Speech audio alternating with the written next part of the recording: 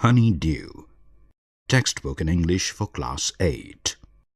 Page 100. Unit 7. A Visit to Cambridge. Before you read. This is the story of a meeting between two extraordinary people, both of them disabled or differently abled, as we now say. Stephen Hawking is one of the greatest scientists of our time. He suffers from a form of paralysis that confines him to a wheelchair and allows him to speak only by punching buttons on a computer which speaks for him in a machine-like voice. Firdaus Kanga is a writer and journalist who lives and works in Mumbai. Kanga was born with brittle bones that tended to break easily when he was a child. Like Hawking, Kanga moves around in a wheelchair. The two great men exchange thoughts on what it means to live life in a wheelchair and on how the so-called normal people react to the disabled. Cambridge was my metaphor for England, and it was strange that when I left, it had become altogether something else, because I had met Stephen Hawking there. It was on a walking tour through Cambridge that the guide mentioned Stephen Hawking, poor man who is quite disabled now, though he is a worthy successor to Isaac Newton, whose chair he has at the university. And I started because I had quite forgotten that this most brilliant and completely paralyzed astrophysicist, the author of A Brief History of Time, one of the biggest bestsellers ever, lived here. Word meanings. Astrophysicist. Scholar of astrophysics, branch of physics dealing with stars, planets, etc. Page 101. When the walking tour was done, I rushed to a phone booth and, almost tearing the cord so it could reach me outside, phoned Stephen Hawking's house. There was his assistant on the line, and I told him I had come in a wheelchair from India. Perhaps he thought I had propelled myself all the way to write about my travels in Britain. I had to see Professor Hawking. Even 10 minutes would do. "Half an hour," he said, "from 3:30 to 4. And suddenly I felt weak all over. Growing up disabled, you get fed up with people asking you to be brave, as if you have a courage account on which you are too lazy to draw a check. The only thing that makes you stronger is seeing somebody like you achieving something huge. Then you know how much is possible, and you reach out further than you ever thought you could. "I haven't been brave," said his disembodied computer voice the next afternoon. "I've had no choice." Surely, I wanted to say, living creatively with the reality of his disintegrating body was a choice? But I kept quiet, because I felt guilty every time I spoke to him, forcing him to respond. There he was, tapping at the little switch in his hand, trying to find the words on this computer with the only bit of movement left to him, his long, pale fingers. Every so often his eyes would shut in frustrated exhaustion, and sitting opposite him I could feel his anguish. The mind buoyant with thoughts that came out in frozen phrases and sentences stiff as corpses. "A lot of people seem to think that disabled people are chronically unhappy," I said. "I know that's not true myself. Are you often laughing inside?" Word meanings. Buoyant, intensely active and vibrant. Page 102. About 3 minutes later, he responded, "I find it amusing when people patronize me." "And do you find it annoying when someone like me comes and disturbs you in your work?" The answer flashed. "Yes." Then he smiled his one-way smile, and I knew, without being sentimental or silly, that I was looking at one of the most beautiful men in the world. A first glimpse of him is shocking, because he is like a still photograph, as if all those pictures of him in magazines and newspapers have turned three-dimensional. Then you see the head twisted sideways into a slump, the torso shrunk inside the pale blue shirt, the wasted legs. You look at his eyes, which can speak, still, and they are saying something huge and urgent. It is hard to tell what, but you are shaken, because you have seen something you never thought could be seen. Before you, like a lantern whose walls are worn, so thin you glimpse only the light inside, is the incandescence of a man. The body, almost irrelevant, exists only like a case made of shadows, so that I, no believer in eternal souls, know that this is what each of us is. Everything else an accessory. What do you think is the best thing about being disabled? I had asked him earlier. I don't think there is anything good about being disabled. I think, I said, you do discover how much kindness there is in the world? Yes, he said.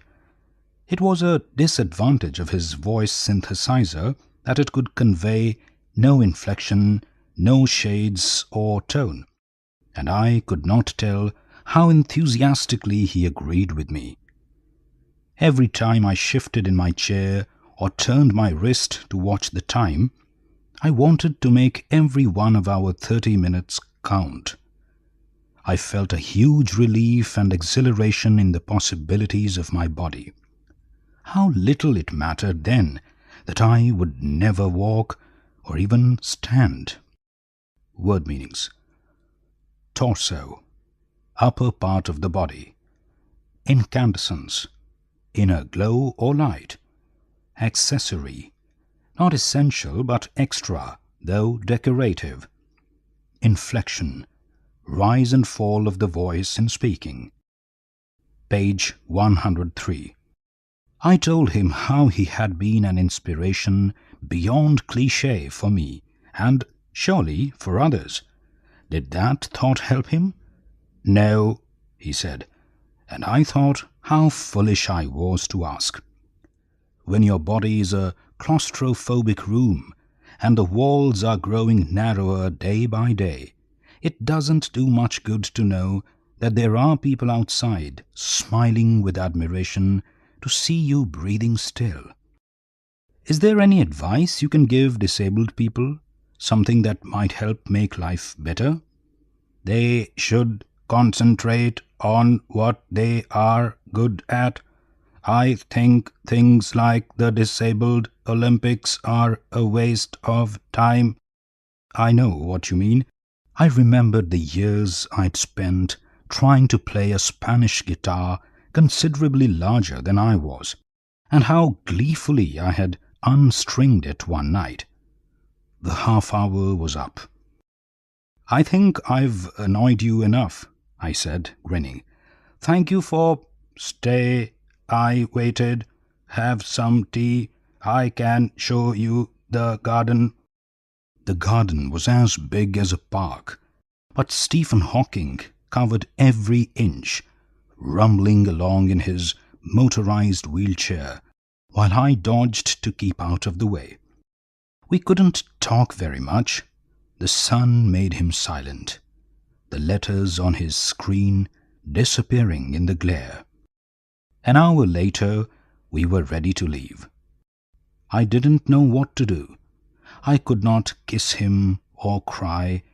I touched his shoulder and wheeled out into the summer evening. I looked back, and I knew he was waving, though he wasn't. Watching him an embodiment of my bravest self, the one I was moving towards, the one I had believed in for so many years. Alone, I knew that my journey was over. For now. Author Firdaus Kanga, From Heaven on Wheels. Word meanings. Cliché. Phrase or idea used so often that it loses its meaning. Claustrophobic. Very small and suffocating. Claustrophobia is abnormal fear of being in an enclosed space. Gleefully. Very happily. Page 104. Comprehension check. Which is the right sentence? 1. Cambridge was my metaphor for England. To the writer, 1. Cambridge was a reputed university in England. 2. England was famous for Cambridge. 3. Cambridge was the real England. 2. The writer phoned Stephen Hawking's house. 1. From the nearest phone booth. 2. From outside a phone booth. 3. From inside a phone booth. 3. Every time he spoke to the scientist, the writer felt guilty because 1. He wasn't sure what he wanted to ask. 2. He forced the scientist to use his voice synthesizer. 3. He was face to face with a legend. 4. I felt a huge relief in the possibilities of my body. In the given context, the emphasized words refer to 1. Shifting in the wheelchair, turning the wrist. 2. Standing up, walking. 3. Speaking, writing. Working with the text. Answer the following questions. 1. Part 1. Did the prospect of meeting Stephen Hawking make the writer nervous? If so, why? Part 2. Did he at the same time feel very excited? If so, why? 2. Guess the first question put to the scientist by the writer. 3. Stephen Hawking said, "I've had no choice." Does the writer think there was a choice? What was it? 4. I could feel his anguish. What could be the anguish? 5. What endeared the scientist to the writer so that he said he was looking at one of the most beautiful men in the world? 6. Read aloud the description of the beautiful man. Which is the most beautiful sentence in the description? Page 105. 7. Part 1. If the lantern is the man, what would its walls be? Part 2. What is housed within the thin walls? Part 3. What general conclusion does the writer draw from this comparison? 8. What is the scientist's message for the disabled? 9. Why does the writer refer to the guitar incident? Which idea does it support?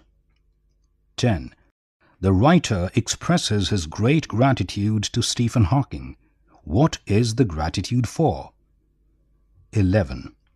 Complete the following sentences, taking their appropriate parts from both the boxes below. Part 1. There was his assistant on the line, dash. Part 2. You get fed up with people asking you to be brave, dash. Part 3. There he was, dash. Part 4. You look at his eyes which can speak, dash. Part 5. It doesn't do much good to know, dash. A. Tapping at a little switch in his hand. And I told him that there are people, as if you have a courage account, and they are saying something huge and urgent. B. Trying to find the words on his computer. I had come in a wheelchair from India, on which you are too lazy to draw a check. Smiling with admiration to see you breathing still. It is hard to tell what. Page 106. Working with language. 1. Fill in the blanks in the sentences below using the appropriate forms of the words given in the following box.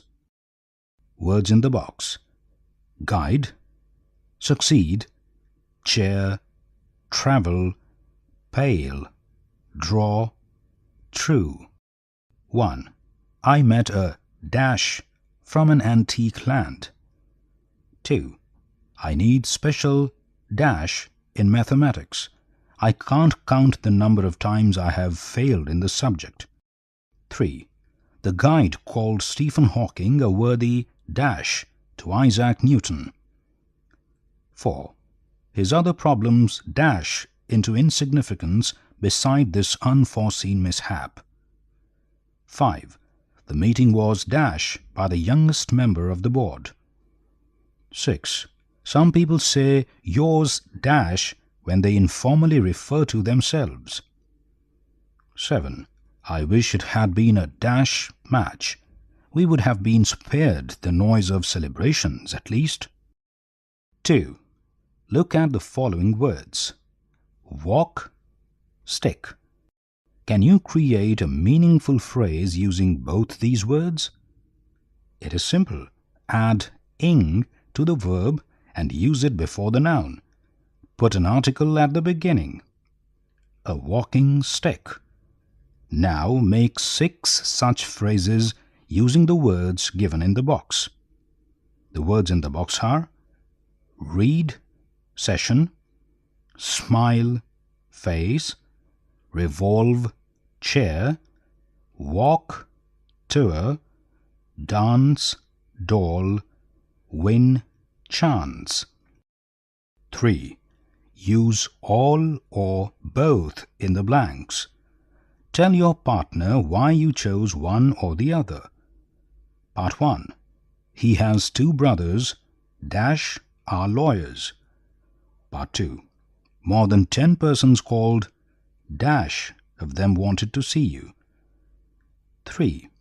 They dash cheered the team. 4. Dash her parents are teachers. 5. How much have you got? Give me dash of it. Page 107. 4. Complete each sentence using the right form of the adjective given in brackets. 1. My friend has one of the dash cars on the road. In brackets, fast. 2. This is the dash story I have ever read. In brackets, interesting.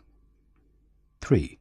What you are doing now is dash than what you did yesterday.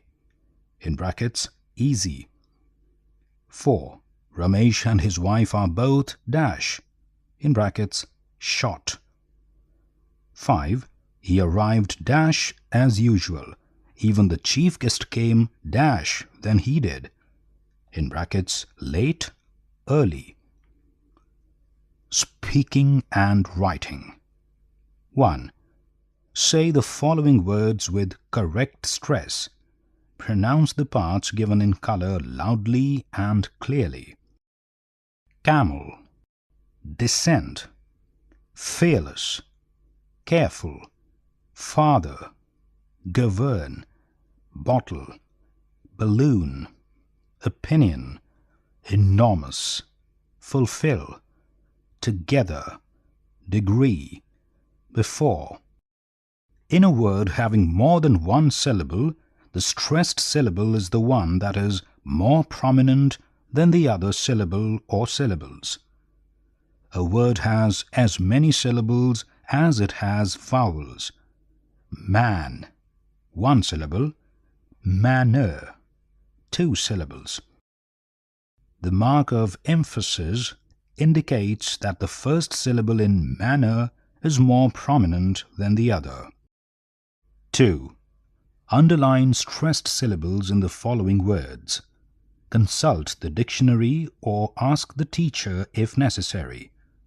Artist, compare, illegal, mistake, satisfy, agree, accident, relation, backward, moment, table, mountain.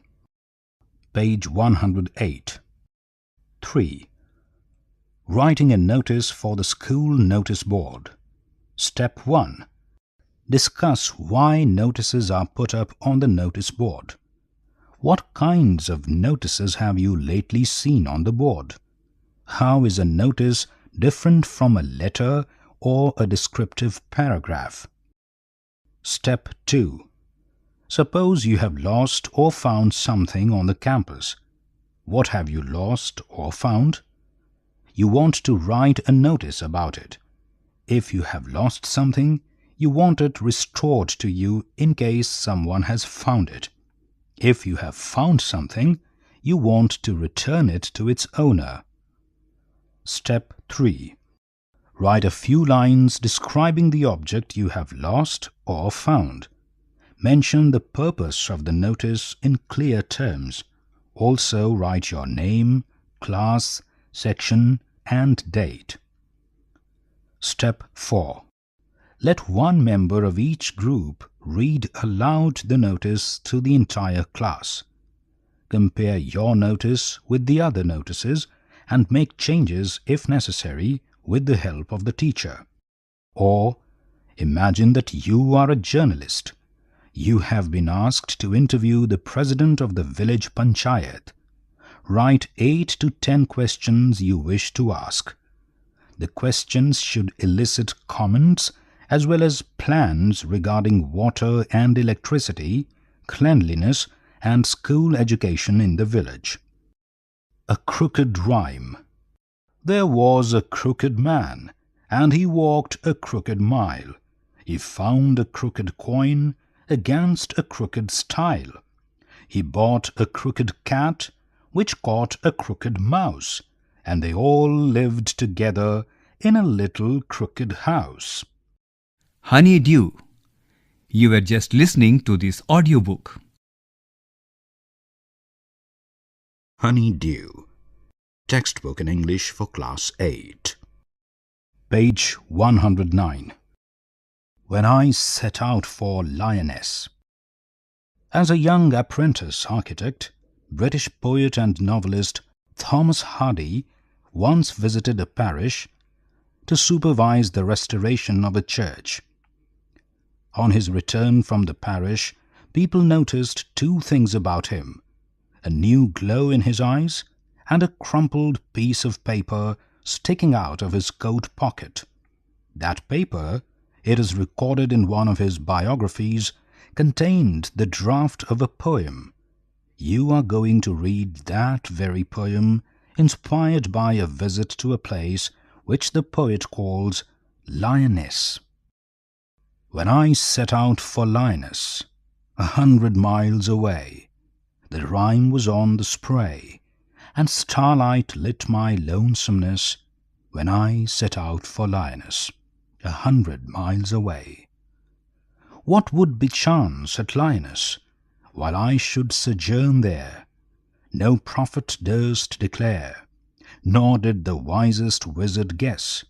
What would bechance at Lioness, while I should sojourn there? When I returned from Lioness, with magic in my eyes, all marked with mute surmise, my radiance rare and fathomless, when I returned from Lioness, with magic in my eyes. A poem by Thomas Hardy. Page 110. Glossary. Lioness. In Arthurian legend, the mythical birthplace of Sir Tristram in England, believed to have been submerged by the sea. Here, an imaginary place. Rime. Frost. The spray. Leaves and branches of trees, foliage. Durst. Poetic word for dared. Bechance. Happen or chance to happen. Sojourn. Stay. Radiance. Glow. Fathomless. So deep that the depth can't be measured. Working with the poem. 1. In the first stanza, find words that show Part 1, that it was very cold. Part 2, that it was late evening. Part 3, that the traveller was alone. 2. Part 1. Something happened at Lyoness. It was A. Improbable, B. Impossible, C. Unforeseeable. Part 2. Pick out 2 lines from stanza 2 to justify your answer. 3. Part 1. Read the line, stanza 3, that implies the following. Everyone noticed something and they made guesses but didn't speak a word. Part 2. Now read the line that refers to what they noticed. Springtime. Question. Why is it unsafe to walk about in spring? Answer. Because the grass has blades, the flowers have pistils, and the trees are shooting. Honeydew. You were just listening to this audiobook.